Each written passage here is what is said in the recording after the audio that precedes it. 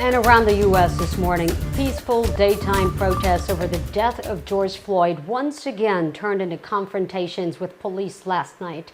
In Minneapolis, where Floyd was killed, the police department is under new scrutiny this morning. Michael George has the latest. George Floyd! Protesters in cities across the country broke curfews to continue their call for justice in the killing of George Floyd. I think the protest is fully warranted, and I think it was very peaceful until they started throwing canisters.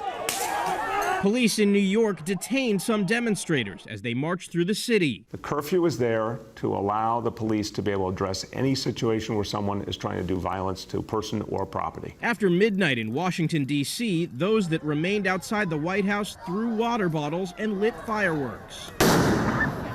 Earlier, peaceful protesters said they're in it for systemic change. I think it'll come in the next generation, but that's what we're here for, the next generation. Many argue the violence and looting has deterred their message. In tribute to George Floyd, it's not about smashing into Neiman Marcus.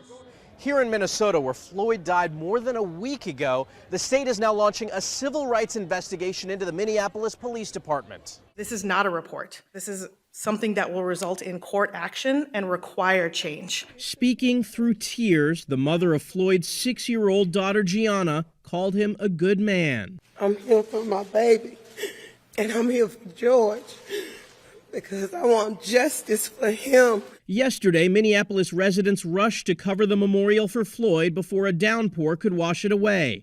Activists want a permanent memorial built at the spot he was killed.